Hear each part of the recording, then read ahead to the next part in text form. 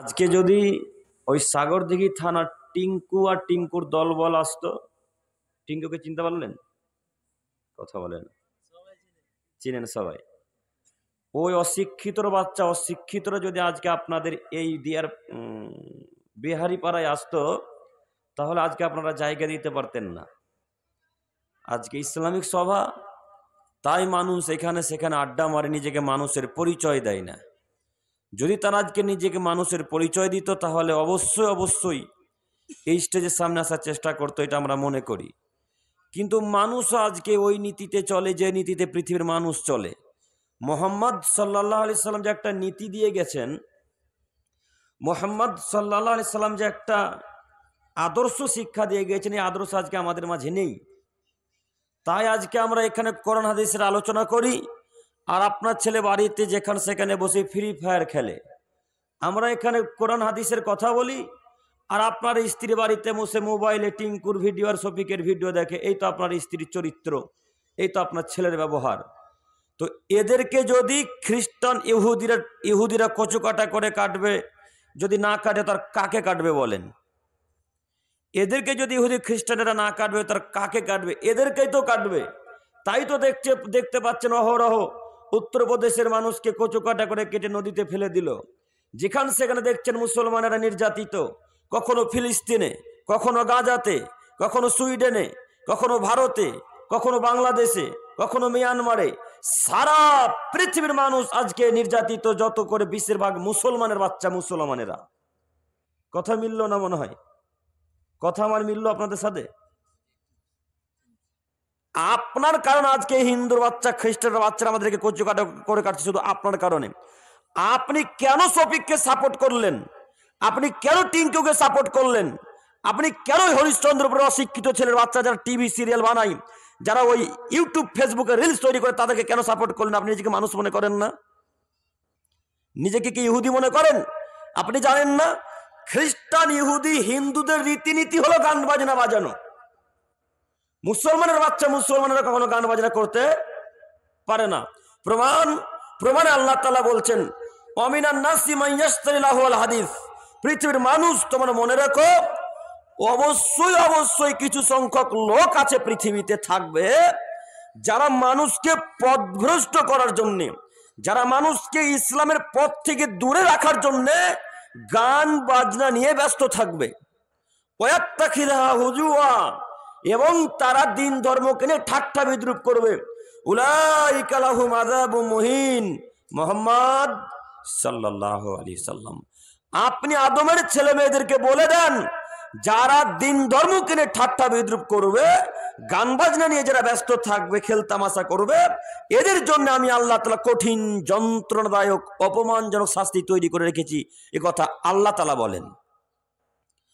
আপনি বাক্য কাজকে মিলিয়ে দেখেন। আল্লাহ প্রথম বাক্যে বললেন, এক শ্রেণীর লোক পৃথিবীতে আছে, এক শ্রেণীর লোক ভারতবর্ষে থাকবে, যারা মানুষকে পথভ্রষ্ট করার জন্য গান বাজনা করবে, মানুষকে পথভ্রষ্ট করার জন্য, ইসলামের পথ থেকে দূরে সরিয়ে রাখার জন্য। দেখেন তোমার বক্তব্য আল্লাহর কথা মিলে কিনা।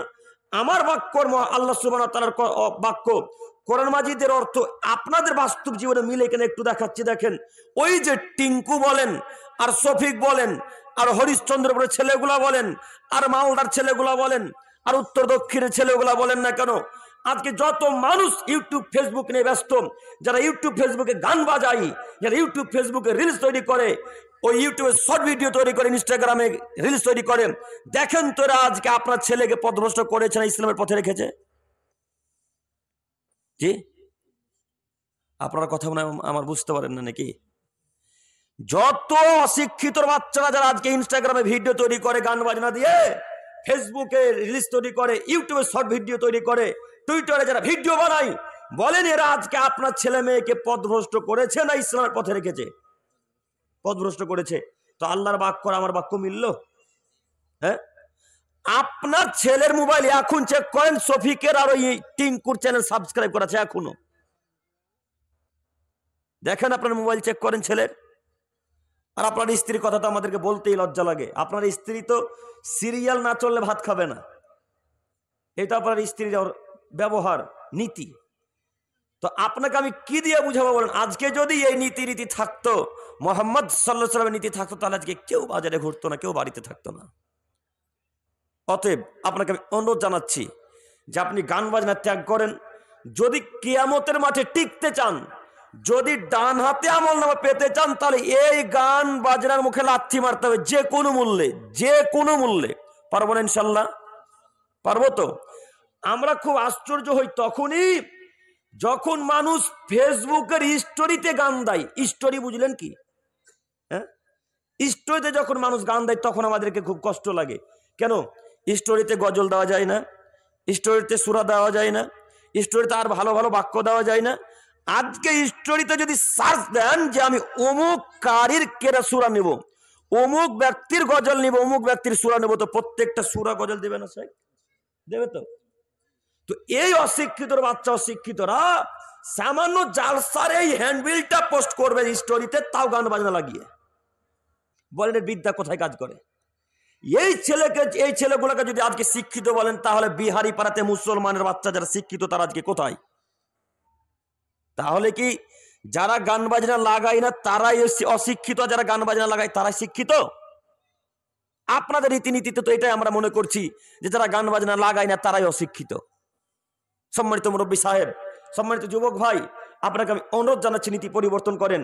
কিয়ামতের মাঠ যে কত কঠিন ও জটিল, আপনাকে আমি কি দিয়ে বুঝাবো? কিয়ামতের মাঠ যে কত জটিল ও কঠিন, আপনাকে আমি কি দিয়ে বুঝাই? নীতি পরিবর্তন করেন। যে কোনো মূল্যে এই আমল নামার ডান হাতে নিতে হবে। আদমের ছেলে মেয়েকে আল্লাহ তাআলা প্রত্যেকটা আদমের ছেলে মেয়েকে কাউকে ডান হাতে দেবে, কাউকে বাম হাতে দিবে।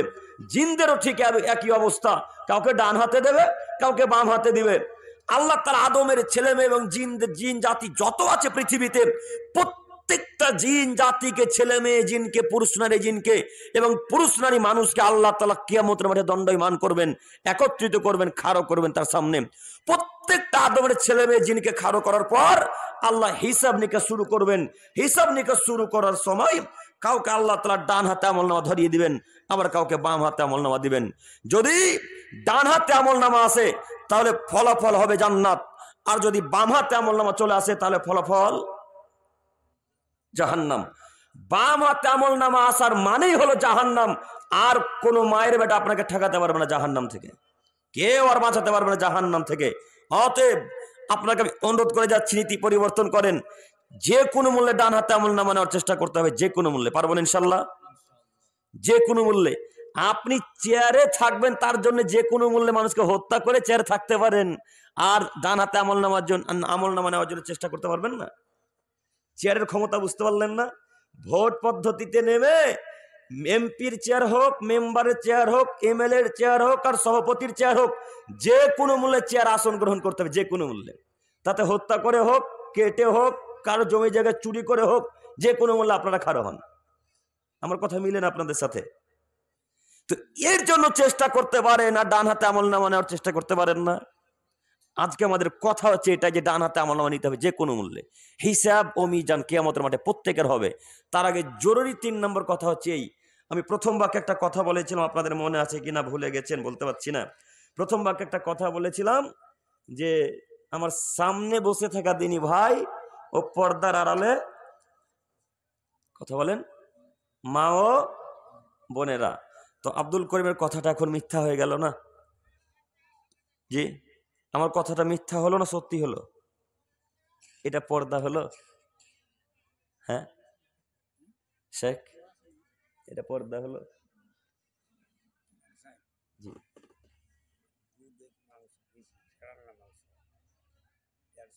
আপনি বলে বলুন।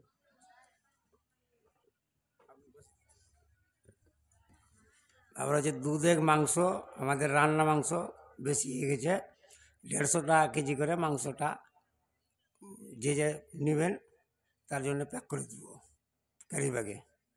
বলে দেন যে শেষে নিয়ে যাবেন, তো এখন শেষে নিয়ে যাবেন না, মাংস আছে যাবার বেলা নিয়ে যাবেন। এখন আজ শুনেন, মাংস আছে দুধের দেব, রান্না মাংস।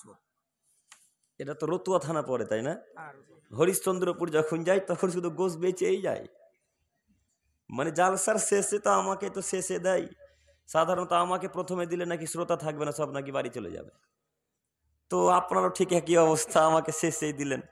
তো প্রায় হরিশ্চন্দ্রপুরে যেখানেই যাচ্ছি, ওই তালসুর বলেন আর কি কি জায়গায় যেন আছে, অনেক জায়গাতে শুধু মাংসই বেশি হয়ে যায়, 150 টাকা কিলো, কেউ 170 টাকা, কেউ 140 টাকা, যাকে যেমন পারে তখন দিয়ে দেয়।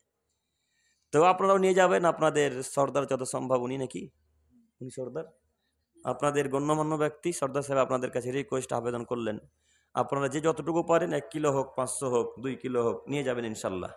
ইনশাল্লাহ এটাও সাদকা হবে ইনশাল্লাহ। এখন তো গোশত 300 টাকা কিলো, তাই না?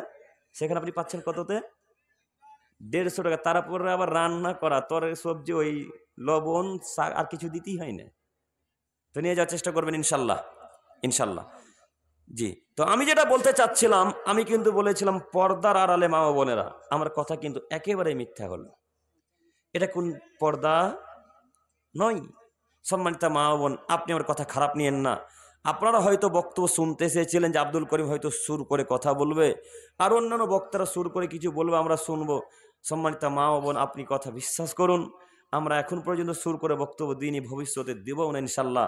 আপনি শুধু একটু আমার দিকে এক খেলে চেয়ে থাকেন, দেখে আপনার উপকার হয় কিনা।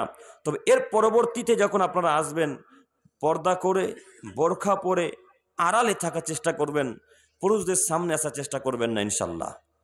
সম্মানিত উপস্থিতি, বলছিলাম কিয়ামতের মাঠ, হিসাব ও মিজান। মহান আল্লাহ তাআলা বলেন, ইয়া আইয়ুহাল ইনসান, হে সারা পৃথিবীর মানব সম্প্রদায়, আল্লাহ সারা পৃথিবীতে যত মানুষ আছে প্রত্যেকটা মানুষকে সম্বোধন করে বলছেন, পৃথিবীর মানুষ তোমরা মনে রেখো, আমার সাক্ষাৎ পেতে হলে তোমাদেরকে অনেক কষ্ট, ত্যাগ, তিতিক্ষা সহ করতে হবে। আল্লাহ তাআলা আদমের ছেলে মেয়েদেরকে বলছেন, হে আদমের ছেলে মেয়ে তোমরা শোনো, ইন্নাকা কাদিহুন ইলা রাব্বিকা কাদহা, তোমরা যদি আমার সাক্ষাৎ পেতে চাও, তোমরা যদি আমার সামনাসামনি থাকতে চাও, তাহলে তোমাদেরকে অনেক কষ্ট, ত্যাগ, তিতিক্ষা সহ করা লাগবে। ফামুলাকি, তারপরে তোমরা আমার সাক্ষাৎ পাবে। অত্রই আয়াতের বিবরণ দ্বারা বোঝা যাচ্ছে যে আল্লাহ সুবহানাহু ওয়া তাআলার যদি কেউ সাক্ষাৎ পেতে চায়, আল্লাহর সামনাসামনি কেউ যদি ভালোভাবে দাঁড়াতে চায়, তাহলে তাকে অনেক কষ্ট, ত্যাগ, তিতিক্ষা সহ করা লাগবে। অনেক বিপদ আসবে আপনার উপরে, সেই বিপদে ধৈর্য ধারণ করতে হবে। অনেক কষ্ট আসবে আপনার উপরে, সে কষ্টে ধৈর্য ধারণ করতে হবে। অনেক অসুখ বিসুখ দিবে আল্লাহ তাআলা আপনার উপরে, আপনার ছেলে মেয়ের উপর, আপনার পরিবারের উপরে অনেক অসুখ দিবে আল্লাহ। এই সময় আপনাকে ধৈর্য ধারণ করতে হবে। যদি ধৈর্য ধারণ করতে পারেন, তাহলে আল্লাহর সাক্ষাৎ পাবেন, নচেত আল্লাহর সাক্ষাৎ পাবেন না, এই কথা আল্লাহ তাআলা নিজে বলছেন। অতএব আপনাদেরকে আমি অনুরোধ করে বলতে চাচ্ছি, আল্লাহর সাক্ষাৎ খুব কষ্ট করে পাওয়া যায়, অতীব সহজে পাওয়া যায় না। আল্লাহর সাক্ষাৎ খুব কষ্ট করে নিতে হয়, অতীব সহজে পাওয়া যায় না। যেই জিনিস সহজে পাওয়া যায় তার কোনো মূল্য থাকে না, যেই জিনিস সহজে পাওয়া যায় তার কোনো মূল্য থাকে না, যে জিনিস কষ্ট পাওয়ার পর পাওয়া যায় তারই কোটি কোটি টাকার মূল্য থাকে। অতএব আল্লাহর কাছাকাছি যদি হতে হয়, আল্লাহকে যদি পেতে চান, আল্লাহর যদি সাক্ষাৎ পেতে চান, তাহলে খুব কষ্ট করে ফজরের পূর্বে উঠে আল্লাহকে ডাকতে হবে। আল্লাহর যদি সাক্ষাৎ পেতে চান, তাহলে পিতামাতার সাথে ভালো আচরণ করা লাগবে। আল্লাহর যদি সাক্ষাৎ পেতে চান, তাহলে ভাই বোনের জমি ফিরিয়ে দিতে হবে। আল্লাহর যদি সাক্ষাৎ পেতে চান, তাহলে ফকির মিসকিনের সাথে ভালো আদব আচরণ করা লাগবে। আল্লাহর যদি সাক্ষাৎ পেতে চান, তাহলে পাড়া প্রতিবেশীর সাথে নম্র আচরণ, ভালো আচরণ করা লাগবে, তাদেরকে গালি দেওয়া যাবে না। সম্মানিত দিনী ভাই বোন, বলছিলাম আল্লাহ নিজে বললেন, আমার সাক্ষাৎ পেতে হলে তোমাদেরকে অনেক কষ্ট স্বীকার করতে হবে। কে কষ্ট স্বীকার করে? আজকে ভাই যদি 1 থাপ্পড় মারে, দাদা তাকে 2 থাপ্পড় মারার চেষ্টা করে। আজকে যদি বাপ ছেলেকে মারে, ছেলে বাপকে মারার চেষ্টা করে। কারোর অন্তরে কোনো ধৈর্য নেই, কারোর অন্তরে কোনো মায়া নেই, কারোর অন্তরে কোনো ধৈর্য নেই, সবর নেই। আজকে মানুষ পশু প্রাণীর মতো, একটা পশু যেমন আর একটা পশুকে খেয়ে ফেলে, একটা সাপ যেমন আর একটা সাপকে খেয়ে ফেলে, একটা বাঘ যেমন আর একটা বাঘের বাচ্চাকে খেয়ে ফেলে, ছাগল গরুর বাচ্চাকে খেয়ে ফেলে, তেমন মানুষ আজকে তার বাপকে কেটে ফেলে দেয়, মানুষ কোনো পরোয়া করে না। মানুষ আজকে তার ভাইকে কেটে ফেলে দেয়, কোনো পরোয়া করে না। মানুষ আজকে তার মাকে হত্যা করে, মানুষ পরোয়া করে না। মানুষ যে কত নিম্ন পর্যায়ে নেমেছে আমরা আপনাদেরকে দেখাতে পারি না। তারপরেও বলি, আপনি একটু খবর পেপার পত্রিকা পড়েন, দেখেন দিন রাত পেপার পত্রিকায় পাবেন বাপ বেটাকে হত্যা করেছে, বেটা বাপকে হত্যা করেছে, ভাই ভাইকে হত্যা করেছে, বেটা মাকে হত্যা করেছে। এরকম পত্রিকা পান না? পাওয়া যায় তো? পাওয়া যাবে। এ কথাই ঠিক কেন? মুহাম্মদ সাল্লাল্লাহু আলাইহি সাল্লাম বললেন, কিয়ামত ততদিন পর্যন্ত হবে না, কিয়ামত ততদিন পর্যন্ত হবে না যতদিন মানুষ তার ভাই ভাইকে না হত্যা করছে, ততদিন পর্যন্ত কিয়ামত হবে না। সম্মানিত মুরব্বী সাহেব, আমি অনুরোধ করে আপনাকে বারবার বলতে চাচ্ছি, আগে কষ্ট স্বীকার করেন। ওই যে আপনার যে চাচাতো ভাই আপনাকে 2-3 থাপ্পড় লাগিয়ে দিয়েছে, এখন আপনি আল্লাহর উপর ধৈর্য ধারণ করেন, কিয়ামতের মাঠে বাঁচার পথ আছে ইনশাআল্লাহ। আপনি ধৈর্য ধারণ করেন, আল্লাহ সুবহানাহু ওয়া তাআলার উপর কিয়ামতের মাঠে বাঁচার পথ আছে ইনশাআল্লাহ। আর যদি ওই 2 থাপ্পড় লাগার পরে পরে আপনি যদি তাকে 2-3 থাপ্পড় লাগিয়ে দেন, তাহলে আপনিও পাপী, আপনার চাচাতো ভাইও পাপী। সম্মানিত দিনী ভাই, একটু আপনাকে একটা বিবরণ পেশ করে দেখাই ধৈর্য কি জিনিস। তো আপনার ধৈর্য আর আল্লাহর রীতিনীতির ধৈর্য, আল্লাহর আয়াতের ধৈর্যের ব্যাপার একেবারে আলাদা। তা আপনার ধৈর্যটা দেখেন তো মিলে কিনা আমাদের বাক্যের সাথে। আপনার নিজের দাদা বড়দা আপনাকে 2-3 থাপ্পড় লাগিয়ে দিয়েছে, একটু এদিকে দেখেন, ওনাকে ছেড়ে দেন ওনার অবস্থায়, আমার দিকে দেখেন, কথা বুঝতে পারেন না? আমার দিকে দেখেন, ওনাকে ওনার অবস্থায় ছাড়েন, আমার দিকে লক্ষ্য করেন। আপনার দাদা, যেটাকে আপনারা বড় ভাই বলেন না দাদা বলেন, দাদা বলেন তো, আপনার দাদা আপনাকে 2-3 থাপ্পড় লাগিয়ে দিয়েছে, তো আপনি তখন মার সহ্য করতে না পারে ওই সর্দার মোড়ল যারা আছে তাদের কাছে চলে গেছেন বিচার চাইতে। বিচার চাইতে যখন গেছেন, তখন আপনার দাদার তো অনেক টাকা, সর্দার মোড়লকে 2-3 হাজার করে টাকা ধরিয়ে দিয়ে বিচারকে বন্ধ করে দিয়েছে। এরকম ঘটে না বিহারিতে? ঘটে রত থানাতে? ঘটবে না মানে? সব এলাকাতেই ঘটে। তো তখন আপনি সর্দারদের উপর নারাজ হয়ে এক পর্যায়ে রত থানাতে কেস করতে চলে গেছেন ভাইয়ের ব্যাপারে। তো আপনার দাদা তো টাকার মালিক, অগাধ টাকা দিয়েছেন আল্লাহ তাআলা, হালাল ভাবে হোক আর হারাম ভাবে হোক, টাকা আছে, এটা মেনে নিতে হবে। মানুষ আজকে তাকেই সম্মান করে যার টাকা আছে। মানুষ আজকে তাকেই সম্মান দিতে চায়, বিশেষ অতিথি তাকেই বানাতে চায় যার টাকা আছে, যার টাকা নেই তার কোনো মূল্য নেই। কথা মিলছে শেখ? হ্যাঁ, হারাম ভাবে ইনকাম হোক আর হালাল ভাবে ইনকাম হোক, পার্টিতে নেমে ইনকাম হোক আর বিজেপিতে নেমে ইনকাম হোক, যেভাবে নিয়ে ইনকাম করুক না কেন, যদি টাকা থাকে তাহলে ওই সব থেকে বড় অতিথি। কথা মিলে না? তো যাই হোক, আপনার বড়দা, ওই আপনি রতুয়া থানাতে কেস করতে চলে গেছেন, কেস করতে গিয়েছেন, তো দারোগা সাহেবে কিন্তু আপনার বড়দা আগেই 10,000 টাকা দিয়ে বসে আছে, 10,000 টাকা আগেই দিয়ে বসে আছে। তো দারোগা সাহেব বলছে, ভাইয়ে ভাইয়ে ঝামেলা করে কোনো লাভ আছে? টাকা কিন্তু পেয়ে গেছে, তার জন্য কথাটা হচ্ছে। এখন যদি টাকাটা না পেতো ঠিকই মামলাটা হতো। আমার মা দিল 2,000 টাকা।